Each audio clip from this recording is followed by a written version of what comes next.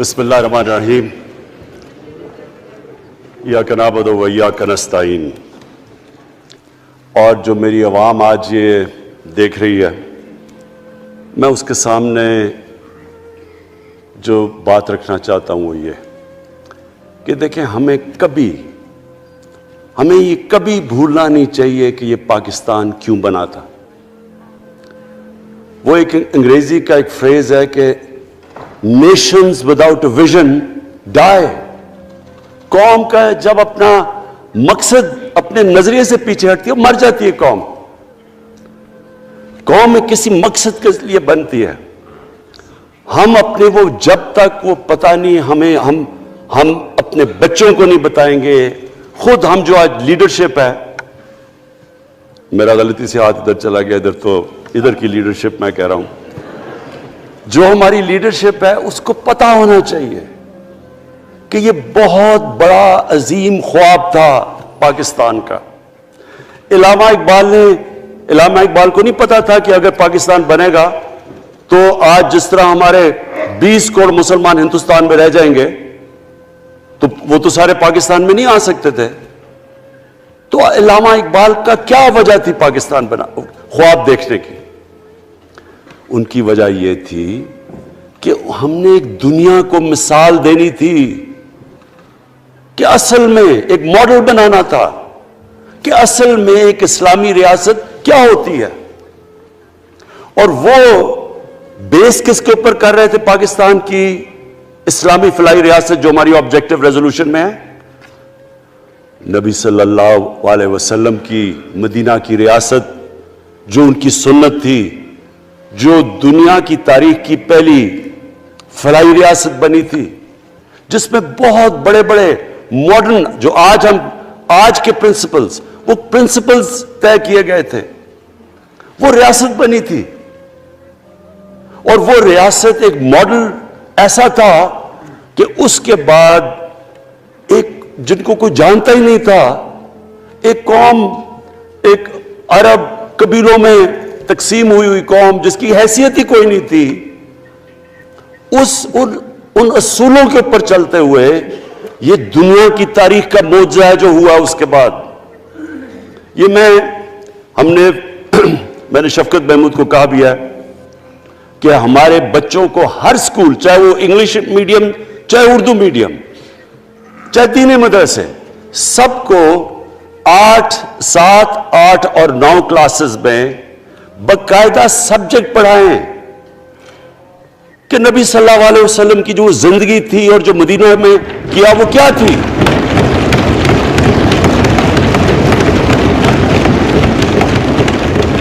ताकि उनको पता चले कि इस मुल्क का मकसद क्या था। बड़े लोग जो पाकिस्तान नहीं चाहते थे वो क्या कहते थे?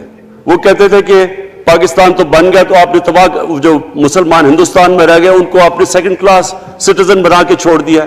आज बेचारे मुसलमानों से क्या हो रहा है वहां? तो वो लोग कहते हैं कि अगर पाकिस्तान ना बनता तो मुसलमानों की ज्यादा ताकत होनी थी। एक हिंदुस्तान में इस तरह मुसलमानों का बुरा हाल नहीं होना था जो आज है। ये एक आर्ग्यूमेंट दी जाती है।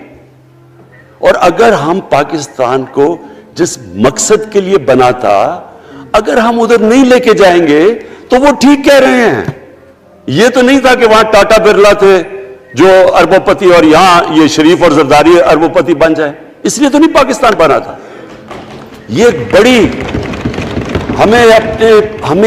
हमें रीअलाइन करना चाहिए अपने नजरिए की तरफ। हमें अपना रुख चेंज करना चाहिए वापस कि ये बड़ा अजीम ख्वाब था पाकिस्तान का। और वो जो तारीख थी, वो जो असूल उन्होंने सेटअप किए, जिन लोगों की हैसियत ही नहीं थी, ये तारीख का हिस्सा है कि उसके बाद उन्होंने देखते देखते 15, 20, 30 सालों के अंदर दुनिया की इमामत की। सिर्फ इमामत ही नहीं कि वो तो मंगोलियों ने भी दुनिया बड़ी जल्दी से फतह कर ली थी। चंगेज खान ने भी बड़ी जल्दी उसकी फौजों ने फतह कर ली थी। 100 साल के बाद वो खत्म हो गए थे।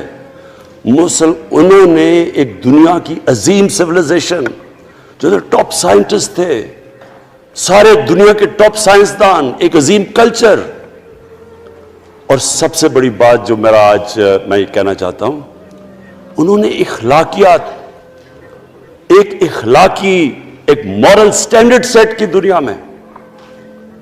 جب مسلمان گئے انڈونیشیا اور ملیشیا، وہاں تو کوئی مسلمان کی فوج نہیں گئی، وہاں تو کوئی تلواروں سے نہیں فتح کیا. مسلمان تاجروں کا وہاں کردار دیکھ کے لوگ حیران ہو گئے کہ یہ کون لوگ آئے ہیں جو بالکل ان کی morality ایسی، نہ وہ کوئی دغا بازی کرتے تھے، نہ وہ کوئی دھوکہ دیتے تھے، اپنی زبان پہ کھڑے ہو جاتے تھے. لوگ ان سے امپریس ہو گئے کہ کون سی قوم ہے. دیکھیں اسلام ایک، ہم غلط فہمی میں ہیں، یہ سمجھتا ہے کہ جی تلوار سے اسلام پھیلا تھا. اسلام پھیلا تھا کہ وہ ایک انسان کے کیریکٹر کو ریفارم کرنے آیا تھا. ہم جب اللہ سے مانگتے ہیں، ہم نماز میں ایک ہی چیز مانگتے ہیں کہ اللہ ان کے راستے پہ لگا جن کے تو نے نعمتیں بخشی، ان کے نہیں جو غلط تباہی کے راستے پہ چلے گئے. صرف نماز میں ہم یہ چیز مانگتے ہیں، ہر روز ہم پڑھ کے یہ مانگتے ہیں. یہ دو راستے ہیں، ایک ہے تباہی کا راستہ، ایک ہے عظمت کا راستہ. نعمتیں کس کو بخشی؟ اللہ کے پیغمبروں کو. اور جو دنیا کا سب سے عظیم انسان، جو دنیا کا سب سے عظیم لیڈر، جس کو اللہ نے سب سے زیادہ نعمتیں بخشی، ہمارے نبی صلی اللہ علیہ وسلم. نہ کبھی اس طرح کا انسان آیا، نہ کبھی آ سکتا ہے. تو ہمیں راستہ بتایا کہ ایک ان کا راستہ ہے اور ایک دوسرا راستہ ہے، تباہی کا راستہ ہے. اور وہ جو ان کے راستے پہ چلتا گیا وہ ایک عظیم انسان بنتا گیا. ایک کتاب ہے، میں اپنے لوگوں کو ریکمینڈ بھی کرتا ہوں کہ دی عرب کانکویسٹ، وہ پڑھنے والی کتاب ہے. اس میں بتاتے ہیں کہ جب مسلمان ایک دم دیکھتے دیکھتے دنیا میں پھیل گئے تو کوئی ایک آدمی نہیں تھا. ایک تو بڑے عظیم سپہ سالار تھا خالد بن ولید، لیکن وہ جو بھی بنتا تھا وہ جنرل عظیم بن جاتا تھا. وہ اس کتاب کے اندر لکھی انگریز نے ہے. وہ کہتا ہے اس کی کوئی ایکسپلینیشن نہیں ہے کہ یہ کیسے ساری دنیا پہ چھا گئے. نہ ان کے پاس کوئی لیٹسٹ ویپنز تھے، ایک طرف رومنز تھے، دوسری طرف پرشینز تھے، وہ تو سپر پاورز تھے، ہتھیار تو ان کے پاس تھے. نہ ان کے پاس ہتھیار، نمبرز میں بھی وہ زیادہ تھے، ان کی فوجیں بھی زیادہ تھیں، لیکن وہ ساری دنیا پہ پھیل گئے اور ایک ایسا سویلائزیشن بنا کہ زیادہ تر تو مسلمان نہیں تھے، وہ بھی ان کو مانتے تھے، کیونکہ ان کی اخلاقیات، ان کا عدل اور انصاف کا نظام، ان کا کیریکٹر، اس کی وجہ سے لوگ آئے ہیں. یہاں جو ہندوستان میں اسلام پھیلا ہے، یہ ہمارے جو بڑے بڑے بزرگ تھے، داتا صاحب، بلے شاہ، نظام الدین اولیاء اور بابا فرید، یہ لوگ تھے. ان کو لوگ دیکھ کے، ان کے کردار سے، ان کے انٹلیکٹ، انسانیت سے لوگ مسلمان ہوئے. تو ہم آج، میں جو یہ سینٹ الیکشن ہوا ہے، میں اپنی قوم کو یہاں، یعنی مجھے شرمندگی ہوتی ہے اسپیکر صاحب کہ ہم وہ کدھر وہ خواب اور کدھر بکرا منڈی بنی ہوئی ہے ایک لوگوں کو خریدنے کے لیے سب کے سامنے. یعنی ہمیں ایک مہینے سے پتا تھا کہ پیسہ جمع کیا جا رہا ہے اس سینٹ الیکشن میں، اور مجھے حیرت ہوئی کہ الیکشن کمیشن کہتا ہے کہ جی یہ تو پتہ نہیں کوئی ہم آزاد انسٹیٹیوشن ہے یا میں ان کی کوئی آزادی کے اوپر لے رہا تھا، یا جی بڑا زبردست الیکشن. اچھا کہتے جی بڑا اچھا الیکشن کروایا. یہ مجھے اور اس سے تو مجھے اور صدمہ ہوا ہے کہ اگر یہ الیکشن اچھا آپ نے کروایا ہے تو پتہ نہیں برا الیکشن کیا ہوتا ہے.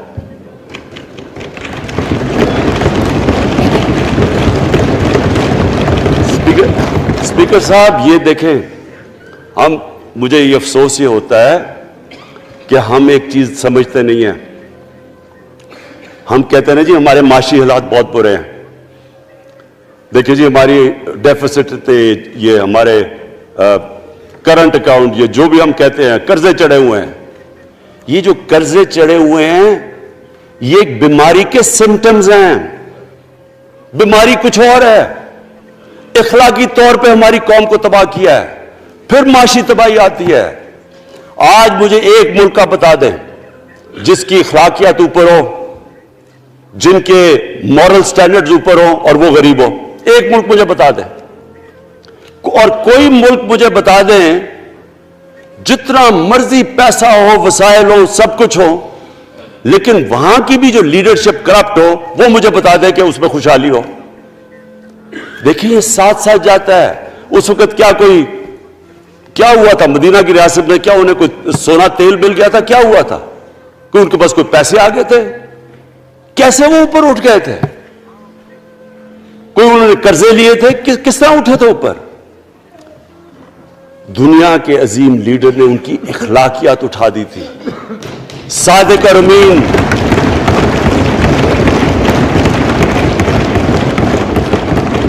ایک قوم, انہوں نے ہمیں بتایا. ہمیں قرآن میں اللہ حکم کرتا ہے کہ ان کی سنت پہ چلو. اللہ جب ہمیں کہتا ہے ان کی سنت پہ چلو, کیا ہم اللہ کو کوئی فائدہ پہنچا سکتے ہیں؟ ہماری بہتری کے لیے کہتا ہے. قرآن شریف میں سب کچھ ہماری بہتری کے لیے اللہ نے, یہ تمہارے لیے بک آف گائیڈنس ہے ہمیشہ کے لیے, اور یہ ہماری بہتری کے لیے ہے. تو وہ جب ہمیں کہتا ہے کہ نبی صلی اللہ علیہ وسلم کے راستے پہ چلو, وہ ہماری بہتری کے لیے کہتا ہے. اور میں, جس نے اس عمر میں ساری دنیا دیکھ لیا ہے, اسپیکر صاحب میں آپ کو بتاؤں, مجھے تکلیف ہوتی ہے دیکھ کے.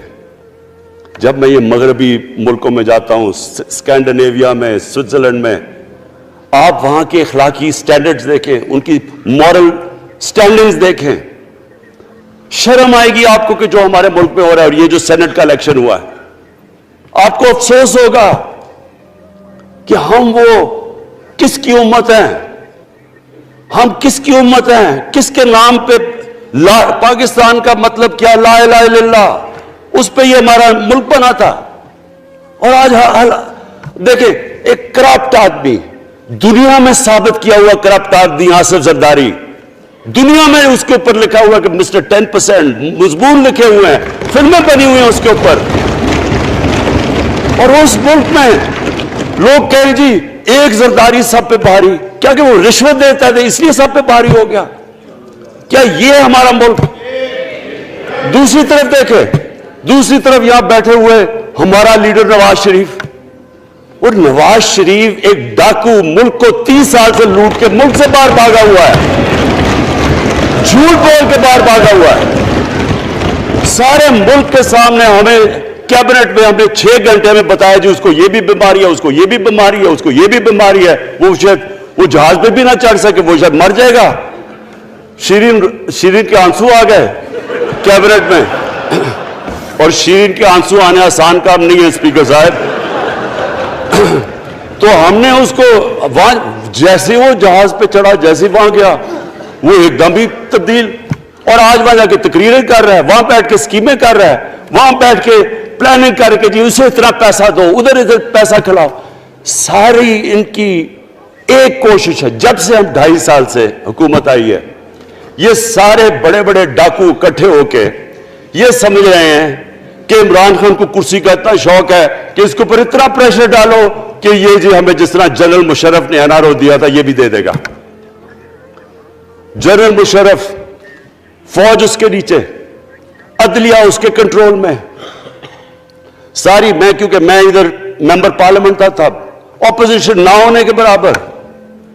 جو اپوزیشن کے اندر جو مین آدمی تھا فضل الرحمان, وہ اس کے ساتھ ملا ہوا تھا, وہ 2 نمبر ہمیشہ سے تھا, رائٹ.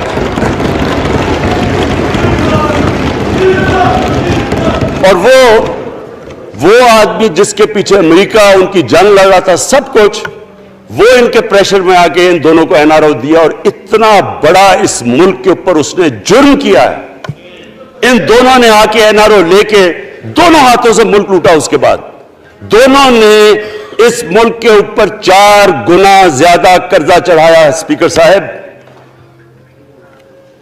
6,000 ارب سے ہمارا قرضہ جو ٹوٹل لائبلٹیز 30,000 ارب پہ پہنچا دی. آج ہمارے اوپر کیا مسئلہ ہے؟ ہمیں یہ قرضوں کی قسطیں دیتے ہوئے بیچارے لوگوں کے اوپر بوجھ ڈالنا پڑتا ہے. یہ جو مہنگائی ہے اس کے بعد میں بعد میں بات کرتا ہوں، لیکن میں پہلے یہ بات کمپلیٹ کر لوں کہ دیکھیں اسپیکر صاحب، میں یہ 2.5 سال سے تماشے دیکھ رہا ہوں.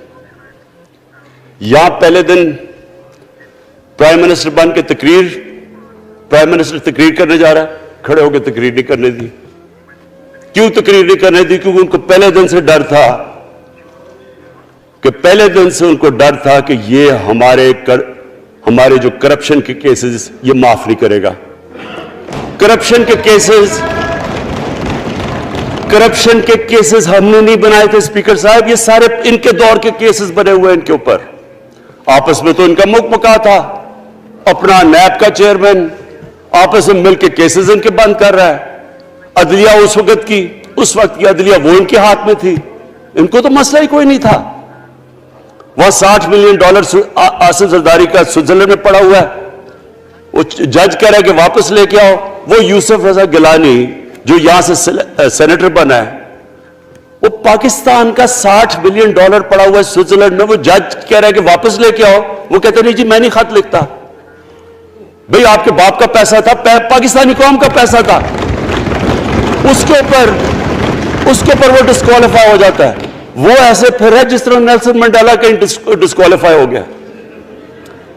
اسپیکر صاحب میں یہ چیزیں آپ کو اس لیے بتا رہا ہوں، میں تو ان کو 30 سال سے جانتا ہوں. دیکھیں جب تک ہم اس ملک میں اپنی اخلاقیات ٹھیک نہیں کریں گے، مورل سٹینڈرڈز ٹھیک نہیں کریں گے، جب اس طرح کے الیکشن ہوں گے کہ کھل کے پیسہ چل رہا ہے اور ہم کہیں گے نہیں جی وہ پٹواری کیوں پیسے لیتا ہے، تو وہ تھانے دار کیوں پیسے لیتا ہے، وہ سرکاری نوکر، وہ تو بیچارہ جو نچلا طبقہ ہے وہ تو واقعی جس طرح شیخ رشید نے کہا ہے مہنگائی جو بڑی ہے بیچارے لوگوں کی تنخواہ میں گزارا نہیں ہو رہا. ان کو ہم کہہ رہے ہیں کہ آپ بالکل ایماندار بنے. اور یہ جن کا اتنا ان کے پاس پیسہ ہے اسپیکر صاحب، میں آپ کو یقین سے کہتا ہوں ان کو خود نہیں پتا کہ ان کا کتنا پیسہ باہر پڑا ہے.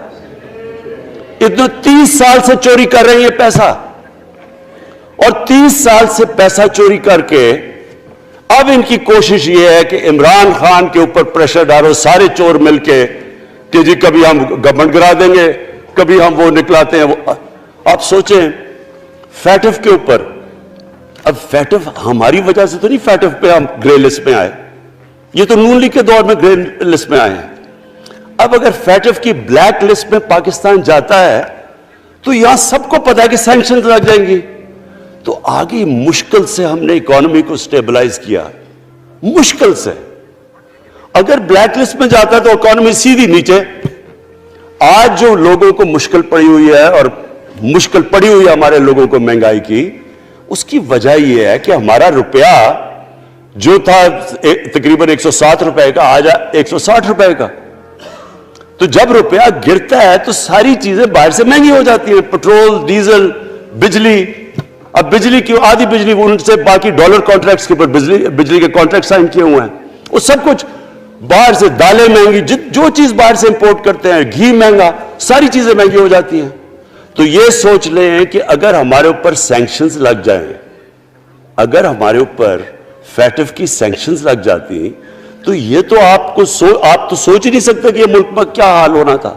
تو ہم اپنے ملک کے لیے فیٹف کی ریکوائرمنٹ پہ لیجسلیشن کروا رہے ہیں، اور انہوں نے جناب اتنا بڑا وہ پکڑا، اتنا بڑا وہ لا دیا جی، اتنا بڑا جی، یہ 34 شکیں چینج کر دیں نیب میں. اب نیب کا فیٹف سے کیا تعلق ہے؟ انہوں نے سمجھا کیا عمران خان قابو آ گیا، اب تو یہ ڈر کے فیٹف کی بلیک لسٹ سے اب تو جناب ہمیں یہ 34 شکیں سائن کر کے تو نیب کو ختم کر دے گا. مطلب یہ کہ صرف ان کی چوری کے کیسز ختم ہو جائیں، بس 1 پوائنٹ ایجنڈا ان کا. اور میں نے آپ کو پہلے دن یہاں سے کہا تھا، پہلے دن یہاں کھڑے ہو کے میں نے کہا تھا کہ ان کا صرف 1 پوائنٹ ایجنڈا. میں ان کو جانتا ہوں، جب یہ سارے اپوزیشن میں میرے ساتھ تھے. ان کا صرف ایک خوف ہے کہ یہ NRO نہیں دے گا، لہٰذا اس کو اتنا بلیک میل کرو. اور اب فیٹف کے اوپر تو یہ پھنس گیا ہے، تو اب اس سے لے لو، اس سے کنسیشن لے لو تاکہ نیب ختم ہو جائے. اب سوچیں کیا ان کو ملک کا فکر ہے؟ کیا ان کو نہیں پتا تھا کہ کیا ہونا ہے اگر فیٹف کی بلیک لسٹ پہ چلے جاتے ہیں؟ اس کے بعد انہوں نے جلسے کرنے کی کوشش کی، بڑا جی پبلک نکالیں گے ہم، مینار پاکستان کے اندر جلسہ۔ مینار پاکستان کا یہ جانتے نہیں، دیکھیں ان کے بھی آگے ایک شہزادہ ایک شہزادی جنہوں نے زندگی میں کبھی کام کیا نہیں ہے، نہ ان کو پتہ ہے کہ سٹرگل ہوتی کیا ہے۔ جناب مینار پاکستان خود ہی اخباروں کے اندر اپنے آپ کو پیسے خرچ کر کے اخباروں میں ذرا نمایاں کر کے جناب انہوں نے مینار پاکستان میں جلسہ کر لیا۔ اب میں تو جانتا ہوں مینار پاکستان، اور میں تو اپنے لاہور کو بھی جانتا ہوں، میں تو اپنے لاہور شہر کو بھی جانتا ہوں۔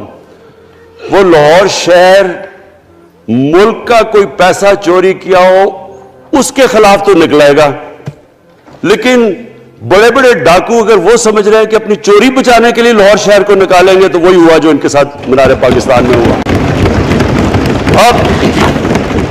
اب آ کے جو ڈاکٹر فہمیدہ مرزا نے بڑا اچھا آپ کو ایکسپلین کیا، انہوں نے بتایا کہ یہ کیوں ضروری تھا اوپن بیلٹ۔ انہوں نے بتایا کہ الیکشن کمیشن کی تو ریکوائرمنٹ ہے کہ آنسٹ ہو، فری اور فیئر الیکشن ہو۔ تو انہوں نے 2008 میں چارٹر آف ڈیموکریسی میں کہا ہوا کہ جی اوپن بیلٹ ہونی چاہیے، دونوں پارٹیز نے۔ اور اس کے بعد ایک دم وہاں سے دونوں سب ادھر سے بھاگ کے اور کہتے نہیں جی خفیہ بیلٹ ہونی چاہیے۔ میں نے تب کہہ دیا کہ خفیہ بیلٹ کا ایک مقصد تھا، سارے مل کے کوشش کریں گے کہ حفیظ شیخ کو ہرائیں، اور وہ جو آدمی جیتا ہے پاکستان کا کرپٹ ترین آدمی۔ میں ایک چیز آپ کو آج کہتا ہوں، یوسف رضا کے آپ صرف ایسٹس دیکھ لیں، پرائم منسٹر بننے سے پہلے تھے اور اس کے بعد کیا ایسٹس ہیں، بس ایک چیز دیکھ لیں، کوئی آپ کو کچھ کرنے کی ضرورت نہیں ہے، آپ کو پتا چلے گا انہوں نے اس نے کیا کیا اپنے زمانے میں۔ تو اس کو لا کے یہاں بٹھا کے تو جناب انہوں نے سارا پیسہ لگا کے، اور ہمیں سب پتا تھا کیا ہو رہا ہے، اور اس کو جا کے جناب انہوں نے ہروا دیا حفیظ شیخ کو۔ اب کیا پیغام گیا سارے ملک میں اس کا؟ میں نے کیوں یہ آج ووٹ آف کانفیڈنس لی ہے، اس کا کیا پیغام گیا دنیا میں؟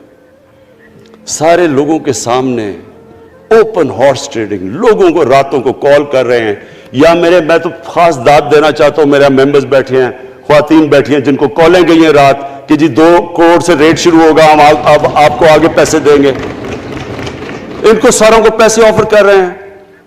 اور پھر اگر میں صرف الیکشن کمیشن کو ایک چیز کہنا چاہتا ہوں، آپ مہربانی کریں پاکستان کی ایجنسی سے صرف ایک سیکرٹ بریفنگ لیں، آپ ان کو اندازہ ہوگا کتنا پیسہ چلا اس الیکشن کے اندر، پتہ چلوائیں کیا ہوا اس الیکشن میں، تاکہ آپ اس طرح کی سٹیٹمنٹ نہ دیں کہ جی ہماری کوئی آزادی ختم کر رہی ہے۔ میں آپ کی آزادی ختم کر رہا ہوں یہ کہہ کے آپ کے کہ یہ جو الیکشن میں ہوا ہے۔ اسپیکر صاحب، میں آج اس اوکیزن کے اوپر، کیونکہ مجھے اس پہ کافی میں 2.5 سال یہ بڑی چیزیں برداشت کرتا رہا ہوں، اور میں اس لیے صبر سے کرتا رہا ہوں کیونکہ ملک اتنا ہمارا مشکل میں ہے۔ جو ہمیں ٹائم ملا جب میری گورنمنٹ آئی، میں آپ کو یقین سے کہتا ہوں کہ ساری زندگی میری تو سٹرگل میں گزری۔ جو بھی آپ انسان کسی چیز میں کمپیٹ کرتا ہے، اگر آپ نے ملک میں اپنے سب سے ٹاپ 11 کھلاڑیوں میں پہنچنا ہے تو ایک بہت سارے ملک میں مقابلہ کر کے آپ وہاں پہنچتے ہیں، اس میں ایک بڑی سٹرگل ہوتی ہے، اونچ نیچ ہوتی ہے بڑی۔ اور پھر اگر آپ کو دنیا کے لیول پہ آپ کو اپنا اگر آپ کو منوانا ہے، اس کی اور ایک سٹرگل ہوتی ہے۔ اور میری اس سے زیادہ بڑی سٹرگل تھی کہ ایک آدمی جا کے ہاسپٹل بنانے کی کوشش کرے، اور وہ بھی کینسر ہاسپٹل، تو ایک وہ بہت بڑی سٹرگل تھی۔ پھر پالیٹکس میں لمبی سٹرگل رہی ہے، اکیلا تھوڑا سے لوگوں کے ساتھ شروع ہوا تھا، اور سٹرگل کر کے 14-15 سال تو مذاق اڑتا تھا میرا، سارے ہنستے تھے جب نام سنتے تھے میرا، تو ایک سٹرگل کر کے یہاں پہنچا ہوں۔ جو یہ 2.5 سال میں اسپیکر صاحب میں نے سٹرگل کی ہے، یہ میری زندگی کی سب سے مشکل سٹرگل تھی۔ اور کیوں مشکل تھی؟ کیونکہ جو یہ 10 سال میں اس کو ڈیکیڈ آف ڈارکنس کہتا ہوں، ایک ایک انہوں نے ادارہ تباہ کیا۔ صرف 10 سال پہلے اداروں کے حال دیکھ لیں، کوئی ادارہ اٹھا لیں، پی آئی لے لیں، ریلوے لیں، سٹیل مل 8 ارب روپے کا پروفٹ لے کے بیٹھی ہوئی تھی۔ 8 ارب روپیہ سٹیل مل میں پروفٹ تھا جب تک کہ زرداری نے ہاتھ نہیں مارا اس کو۔ اپنا وہ ریاض لال جی فرنٹ مین رکھ کے ہمارے سامنے میرے پاس آئے لوگ چیمبر والے, انہوں نے کہا جی یہ سٹیل مل سستی بلٹس اس کو بھیجا, اس کے تھرو پیسے دے رہا ہے, وہ سٹیل مل آج بند پڑی ہے. ایک ایک ادارہ انہوں نے تباہ کیا, بھرتیاں کی لوگوں کی, وہ ادارے اتنے بڑے بڑے ہو گئے ہیں کہ وہاں پینشن ہی اتنی آ گئی ہے کہ کچھ بچتا نہیں ہے سیلریز اور پینشن کے بعد کے ادارے کو ٹھیک کر سکے. ایک ایک ادارہ تباہ کیا. ملک کا سب سے بڑا جو کرنٹ اکاؤنٹ ڈیفیسٹ جس کے اوپر سارا پریشر پڑتا ہے, اگر آپ کا کرنٹ اکاؤنٹ یعنی کہ ڈالر زیادہ ملک سے باہر جا رہے ہیں اور کم اندر آ رہے ہیں تو پریشر روپے پہ پڑتا ہے, وہ گر جاتا ہے. تو وہ میں آپ کو بتا, جب روپیہ گرتا ہے تو غربت پھیل جاتی ہے ملک میں. تو سب سے بڑا current account deficit, fiscal deficits جو کہ آپ کی آمدنی اور خرچے, وہ بڑا ڈیفیسٹ, سارے ادارے خسارے میں. پاور کانٹریکٹس جو انہوں نے سائن کیے اسپیکر صاحب, یہ عمر ایوب آپ کو بتائے گا, وہ یعنی ایسے لگ رہا تھا کہ کسی دشمن نے آ کے ایک ملک کو نقصان پہنچانے کے لیے پاور کانٹریکٹ سائن کیے. ان کے اندر وہی پاور پروجیکٹس آپ کہیں اور دیکھ لیں کسی اور ملک میں, بلکہ اپنے ملک میں دیکھ لیں اور وہ دیکھیں کہ انہوں نے کس پیسے بنائے, وہ کس پیسے پہ. گیس کا کانٹریکٹ سائن کیا ہم نے آ کے اسی ملک سے 30% کم پیسے پہ گیس کا کانٹریکٹ سائن کیا, ان کا ہی کانٹریکٹ چینج کیا. ساری گورنمنٹ جب اوپر سے پرائم منسٹر لگا ہوا پیسے بنانے, پرائم منسٹر ایک نوکری کر رہا ہے کس کے لیے, ایک دبئی کی کمپنی کے لیے. کبھی دنیا میں سنا ہے اس طرح, کبھی یہ مذاق سنا ہے جی کہ ملک کا پرائم منسٹر کسی دنیا کو دبئی کی کمپنی کے اندر نوکری کر رہا ہے. ادھر سے یہاں ڈیفنس منسٹر ان کا, فورن منسٹر, وہ دبئی کی کمپنی سے نوکری کر رہا ہے. اور وہ ایک انٹیریئر منسٹر, وہ کچھ سنا ہے سنتری بنا ہوا تھا کسی سعودی عربیہ کی کمپنی میں, مجھے نہیں پتا. کبھی یہ سنا ہے یہ ملک سے کسی ملک سے ایسا مذاق ہوا ہے؟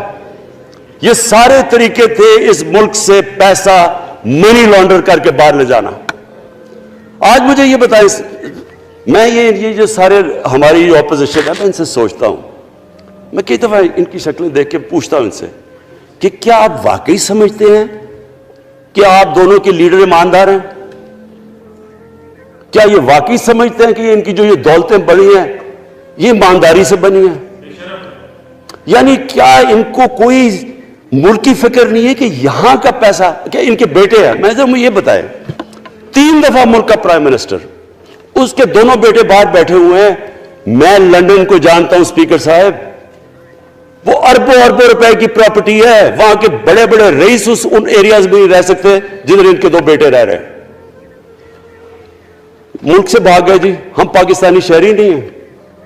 کیوں پاکستانی شہری نہیں؟ کیونکہ یہاں بتا ہی نہیں سکتے کہ وہ پیسہ کدھر سے آیا جو انہوں نے اتنی بڑی پراپرٹیز لی ہوئی ہیں. اور یہ کچھ نہیں ہے جو انہوں نے بنامی پراپرٹیز لی ہوئی ہیں. کسی کو اندازہ ہی نہیں ہے ان کا کتنا پیسہ باہر پڑا ہے. زرداری کے پاس کیا تھا پہلے, اس کی جو باہر پراپرٹیز ہے. تو کیا ان لوگوں کو نہیں پتا کہ اس ملک کا پیسہ چوری کر کے یہ باہر لے کے جا رہے ہیں اور یہ پھر بھی ان کی سپورٹ کر رہے ہیں؟ اور یہ جو سینٹ کا الیکشن, کیا انہیں نہیں پتا کہ بڑا جی عقل مند پولیٹیشن ہے زرداری, لوگوں کو رشوت دے کے ان کو خرید رہا ہے. ساری قوم کے سامنے یہ ہو رہا ہے. میں یہ صرف آخر میں یہ کہنا چاہتا ہوں اس ایشو کو ختم کرتے ہوئے کہ دیکھیں اسپیکر صاحب, کوئی ملک آگے نہیں بڑھ سکتا ایسے. میں اکیلا عمران خان کو کرپشن کر کے کرپشن نہیں ٹھیک کر سکتا. میں عدلیہ کو کیا, کیسز تو عدلیہ میں یا نیب کے اندر ہے, میرا تو ان کے اوپر کوئی کنٹرول نہیں ہے. میں آج پاکستان کی عدلیہ کو اور نیب کو, جو آپ کو میری گورنمنٹ سے مدد چاہیے کنوکشنز کرنے کے لیے, ساری چیزیں ایک طرف, یہ اس ملک کا سب سے بڑا مسئلہ ہے. جب تک آپ لوگوں کو سزا ہی نہیں دیں گے,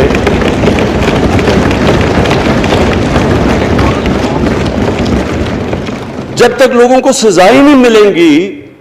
دیکھیں جی, کسی معاشرے میں جب سزا اور جزا ہی نہیں ہے, صرف غریب آدمی جیل میں جائے, طاقتور جلسے کرنے شروع ہو جائے کہ جی مجھے این آر او دو, وہ وہ نیب کے عدالت سے نکلتے ہیں, پھول پھینک رہے ہیں ان کے اوپر.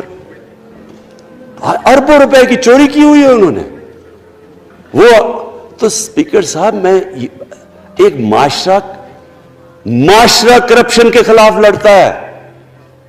آپ جتنے مرضی قانون بنا دیں, وہ کرپشن کے خلاف, وہ کرپشن نہیں ختم کر سکتے. معاشرہ فیصلہ کرتا ہے کہ ہم نے اس ملک میں کرپشن نہیں ہونے دینی. معاشرے کی اخلاقیات ایسی ہونی چاہیے کہ جو کرپٹ آدمی ہو وہ کبھی اس کی شکل نہ دکھا سکے پبلک کے اندر.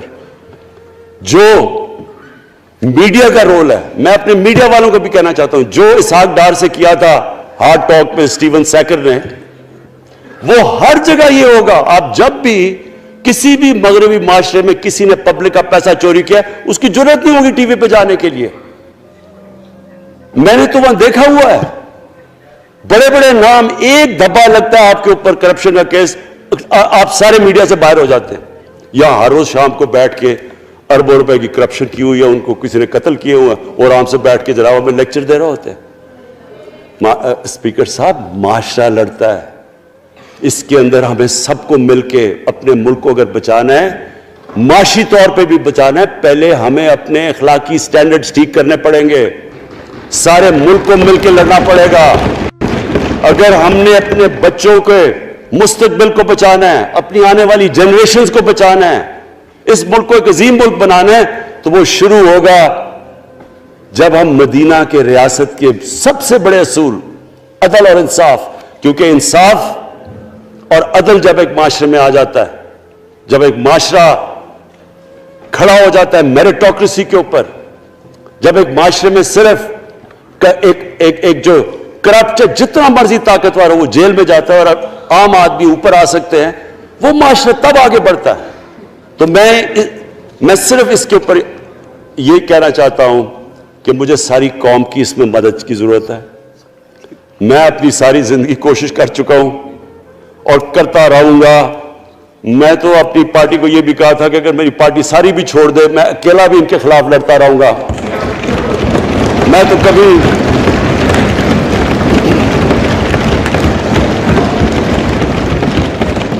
اسپیکر صاحب آخری گیند تک لڑنے والا کیپٹن تھا, آخری گیند تک لڑوں گا, وہ تو کبھی میں ہار مانوں گا نہیں. لیکن یہ وقت آ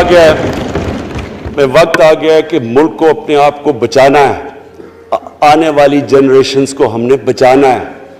ہم تب تک نہیں کر سکتے انفارچونیٹلی جب تک ہم سب مل کے فیصلہ کریں کہ یہ جو اوپر بیٹھے ہوئے ہیں جنہوں نے 30 سال سے ملک کو چوری کر رہے ہیں, ان کو ہم بجائے وہ صحافی جا کے کہہ رہے ہیں جی ہائی کورٹ کے اندر کی جی اس کو تقریر کرنی دینی ہے, وہ نیلسن منڈیلا جو باہر بیٹھا وہ تقریر کرنا چاہیے جی, پتہ نہیں عوام کو سننا چاہیے کہ وہ یہاں سے بھاگا کیسے, اس کے پیسے کیسے. یعنی کہ میں حیران ہو گیا تب. اور اب اسپیکر صاحب میں صرف مختصر بات کر دوں آگے کی. دیکھیں, پاکستان ایک مشکل وقت سے نکل کے اب ہم ایک سٹیبل اور آگے بڑھنے کے سٹیج پہ آ گئے.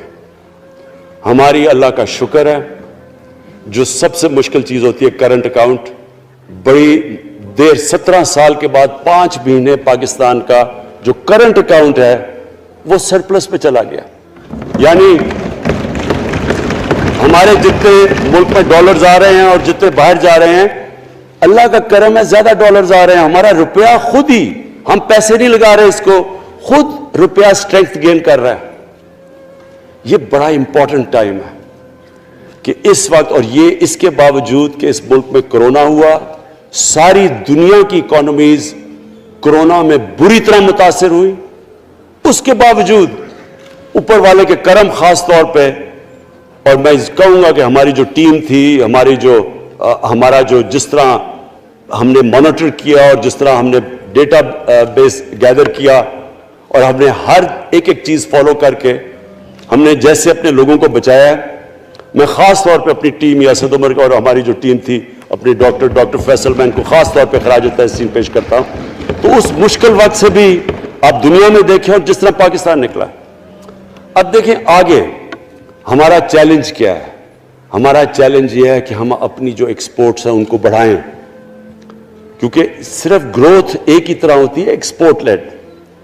اللہ کا شکر ہے کہ بیرون ملک پاکستانیوں نے ریکارڈ پیسہ پاکستان بھیجا ہے, جو کہ ہمارے ملک میں آیا ہے ریمیٹنسز کے. اب ہم نے انویسٹمنٹ کے اوپر لگے ہوئے ہیں. اس وقت سب سے زیادہ کمپنیز رجسٹر ہوئی ہیں SECP میں. اس کا مطلب کہ نئی انویسٹمنٹ پاکستان میں آنے والی ہے. لوگ تیار ہو گئے انویسٹ کرنے کے لیے. ہمارا صرف مسئلہ اسپیکر صاحب ایک ہے بجلی کا. یہ بڑا مسئلہ ہے. کانٹریکٹ مہنگے سائن کیے ہوئے, جو کانٹریکٹ سائن کیے ہوئے ہیں جس پہ وہ بجلی پروڈیوس ہو رہی ہے, بدقسمتی سے وہ اگر بجلی کی قیمت بڑھاتے ہیں تو لوگ آگے اور مشکلوں میں پڑے ہوئے ہیں. بجلی کی وجہ سے سب چیزیں مہنگی ہو جاتی ہیں. نہیں بڑھاتے تو قرضے, وہ جو گردشی قرضے ہیں وہ بڑھتے جا رہے ہیں. ہمارا ایک یہ چیلنج ہے. اس کے اوپر صرف اپنی قوم کو بتانا چاہتا ہوں کہ باقاعدہ ہم ہر طریقہ سوچ رہے ہیں کہ ہم نے اس میں سے کیسے ہم نے اپنے لوگوں کے اوپر بوجھ کم کرنا ہے.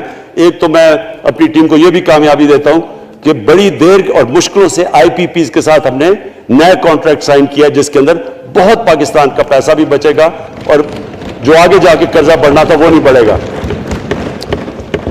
جو میرے اوپر سب سے زیادہ پریشر ہے اس وقت اسپیکر صاحب وہ ہے مہنگائی کا.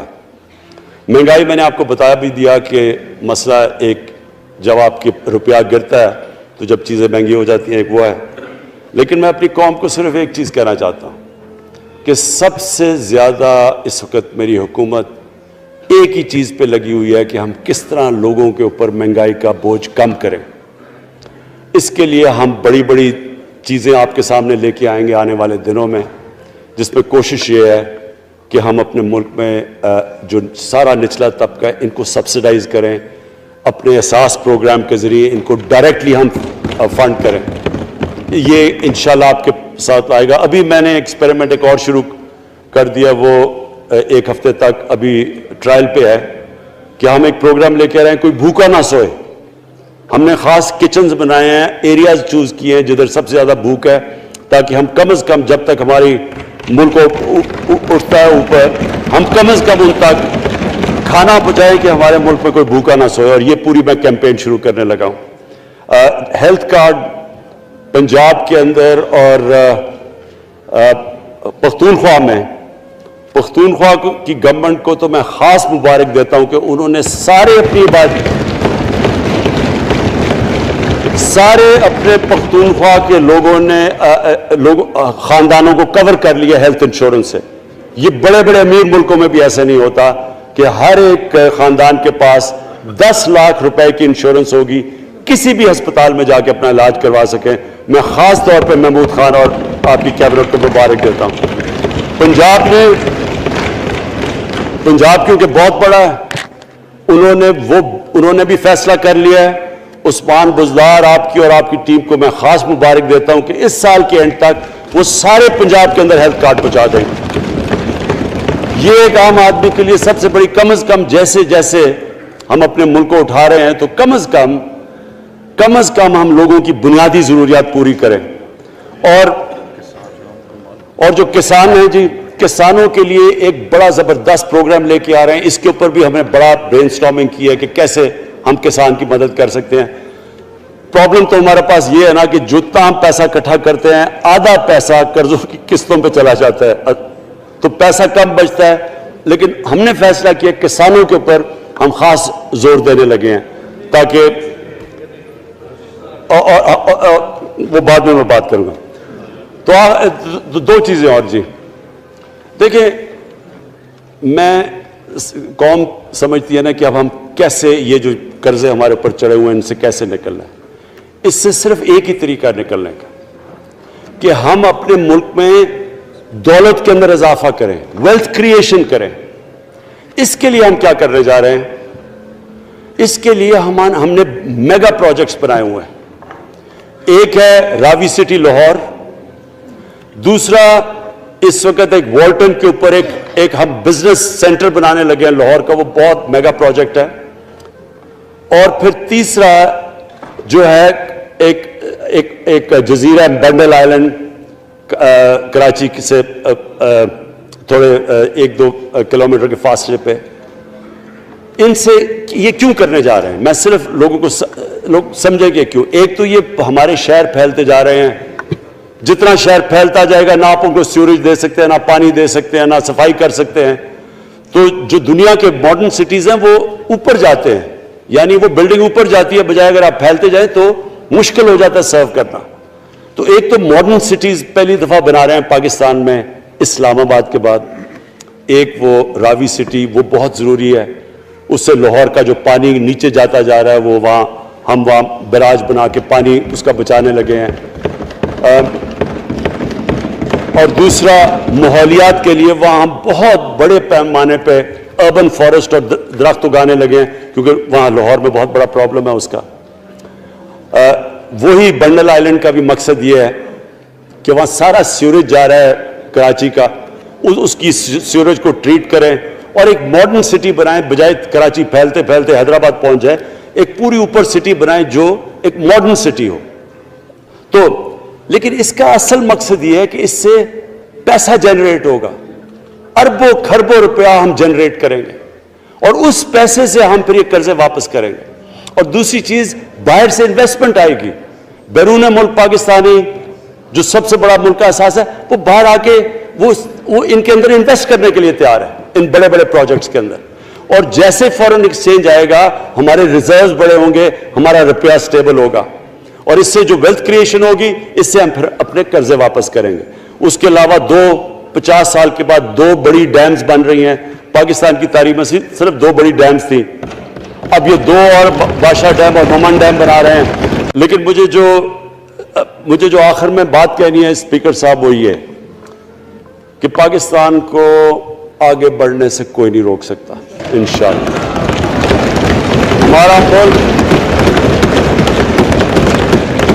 ہمارے ملک میں، کیونکہ میں شاید ہی لوگ اتنا اپنے ملک کو انہوں نے اس طرح دیکھا جیسے میں نے سارا ملک پھیرا ہوا ہوں.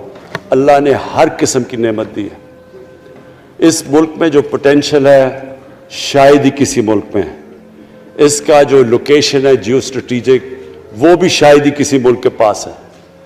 12 موسم اللہ نے دیے ہوئے ہیں، یہاں اوپر سے لے کے نیچے تک کچھ بھی اگا سکتے ہیں. زرخیز زمین ہے جس کو ہم صحیح طرح استعمال نہیں کر پا رہے کیونکہ ہماری ساری پروڈکٹیوٹی بڑی کم ہے، ٹیکنیکس بڑی پرانی ہیں. چائنا کے ساتھ مل کے اس طرف بھی ہم جا رہے ہیں کہ اپنی پروڈکٹیوٹی بڑھانے کے لیے. اس ملک کے اندر سب سے بڑی چیز ایک نوجوان آبادی ہے. اور آگے جو جسے کہتے ہیں کہ اگلی جو ریولوشن، 4th انڈسٹریل ریولوشن کے بعد یہ جو ٹیکنالوجی کی ریولوشن آ رہی ہے، اس میں ہمارے پاس ایک ینگ آبادی ہے اور اس کے اوپر اب ہم پورا زور لگائیں گے. اور انشاءاللہ یہ جو ہماری آبادی ہے یہ ہی ایک ینگ آبادی پاکستان کو اٹھا دے گی اگر ہم ان کو صحیح معنی میں ٹیکنیکل ایجوکیشن دے دیں. جو میں الیکشن کمیشن کیونکہ بڑے ناراض ہو گئے تھے کہ میں نے کہا وہ الیکشن کے اوپر میرے کامنٹس تھے، میں ان کو یہ کہہ دوں کہ ہم نے یہ فیصلہ کیا ہے الیکٹرل ریفارمز کا. ہم اب ٹیکنالوجی کے اوپر وہ جو EVM مشینز ہیں، الیکٹرانک مشینز لے کے آئیں گے.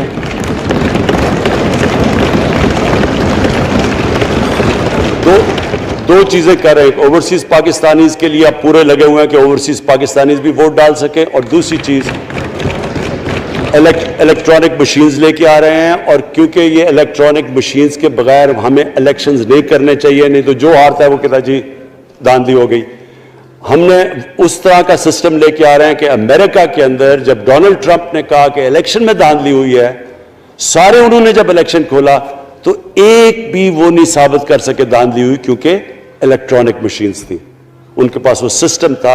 انشاءاللہ وہ سسٹم لے کے آ رہے ہیں تاکہ ہمیشہ کے لیے آگے سے یہ چیز ختم ہو جائے کہ جو ہارا تھا وہ ہار مانے گا، جو جیتے گا وہ جیت. جس طرح کہ انشاءاللہ ہماری حکومت کرے گی، جس طرح کہ ایز کیپٹن پاکستان دنیا کی کرکٹ کی تاریخ میں پہلی دفعہ نیوٹرل امپائرز میں لے کے آیا تھا. بہت بہت شکریہ.